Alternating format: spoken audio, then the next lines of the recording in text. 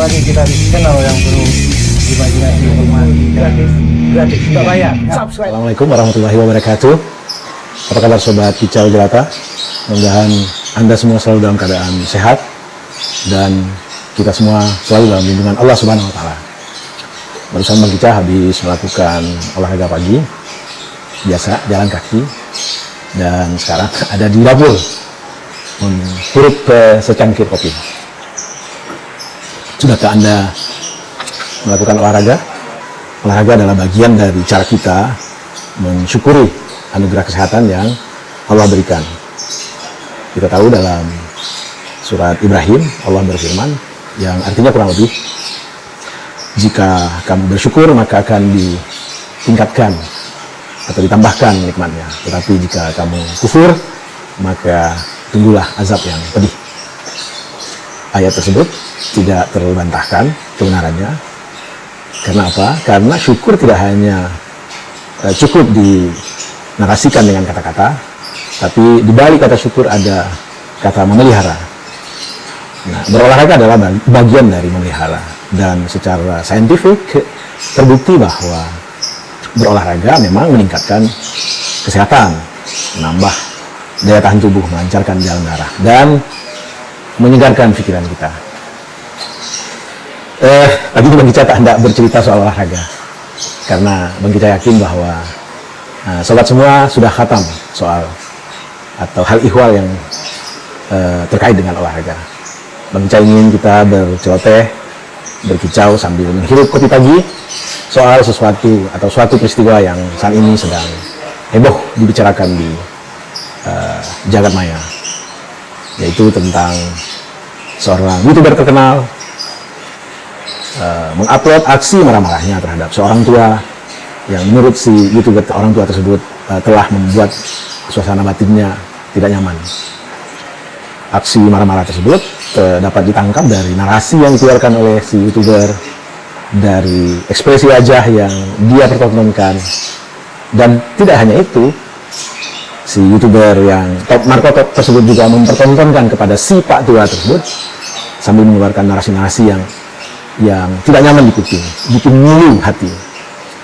Dia mempertontonkan bagaimana dia memberikan katakanlah uang kepada beberapa orang di depan si Pak Tua tersebut, dan Pak Tua tersebut hanya terdiam, tentu dengan perasaan yang sama dengan kita, ngilu di hati. Barangkali kalau si tuan YouTuber yang top market tersebut agak sedikit merenung, mestinya dia sadar bahwa apa yang dia alami saat ini adalah buah dari ikhtiar dia, buah dari video-video dia yang selama ini banyak ditonton orang tentang aksi heroiknya yang sering membantu, sering berbuat baik kepada orang, dan citra diri tersebut terbangun, dan jadilah dia sebagai seorang Superman, seorang pahlawan di mata banyak netizen, karena seringnya dia mengupload video-video yang mempertontonkan, yang memperlihatkan aksinya dalam membantu orang-orang, khususnya orang-orang kecil. Jadi, apa yang dialami ini, apa yang si tuan YouTuber sedang alami tersebut adalah bagian dari buah, dari citra, dari image yang selama ini dia bangun. Jangan salahkan kalau ada orang-orang yang datang kepadanya lalu minta bantuan. Jangan disalahkan. Itu adalah buah dari hasil kerja keras Anda dalam membangun citra atau image. Kita ingin meninjau peristiwa ini dari sudut pandang lain atau perspektif lain, bahwa reaksi-reaksi yang terjadi di alam maya ini adalah merupakan rentetan dari aksi-aksi yang terjadi sebelumnya. Kalau kita lihat dari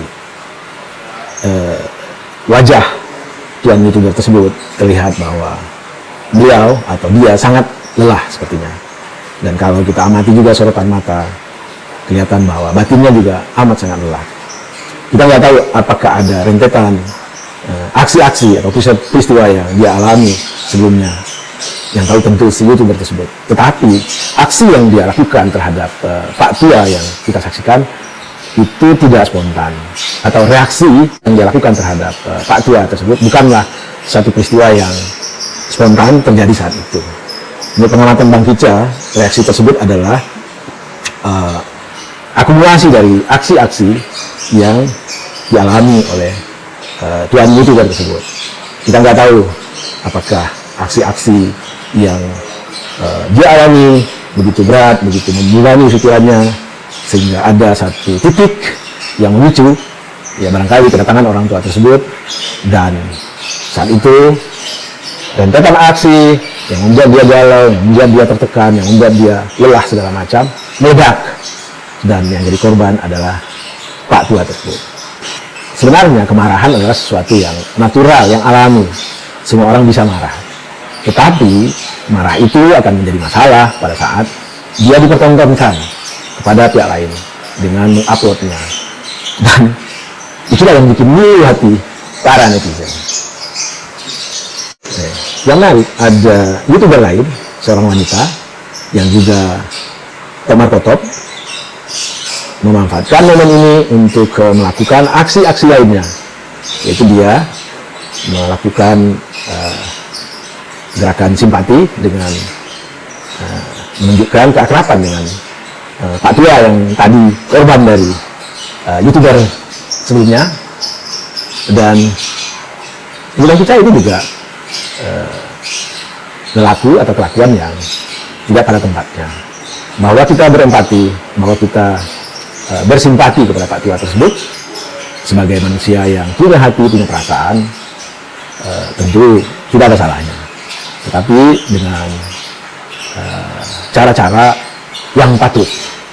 Tidak perlulah kita upload pula soal empati kita, kebaikan kita, keakraban kita dengan Pak Tua tersebut dan dipublish ke publik. Cukup dilakukan secara diam-diam. Bukankah ada kemuliaan bagi mereka yang berbuat?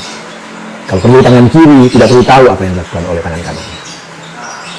Sebagai data yang berbahagia, demikian kicau pendek soal amarah netizen kepada seorang YouTuber Top Markotop yang dipicu oleh aksi dari YouTuber tersebut yang memperlihatkan kemarahan, mengeluarkan narasi-narasi yang tidak pantas, dan mempertontonkan aksi-aksi berbuat baik kepada orang lain. Padahal sejatinya apa yang dilakukan oleh Pak Tua tersebut bukankah buah dari apa yang dilakukan, atau rentetan-rentetan upload yang ditayangkan oleh YouTuber Top Markotop tersebut menunjukkan diri sebagai seorang hero, sebagai seorang pahlawan, sebagai seorang yang sangat baik. Jadi amat sangat aneh rasanya kalau seseorang yang nanam pohon lalu memanen buahnya, tetapi dia marah-marah kepada apa yang dipanennya.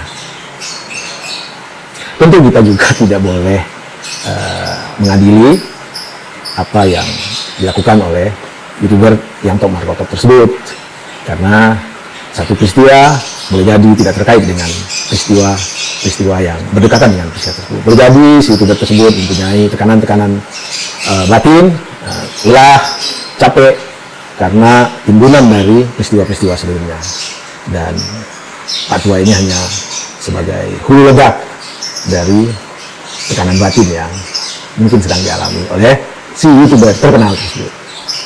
Tidak ada manusia yang sempurna, termasuk kita semua. Dan hendaknya kita mengambil hikmah dari peristiwa ini, bahwa hidup hanya sekali. Mari kita bikin berarti bahwa hidup hanya sesaat. Ayo berlomba-lomba menebar manfaat. Dan yang paling penting, hidup sungguh tak lama. Terjadi rugi jika tidak bahagia.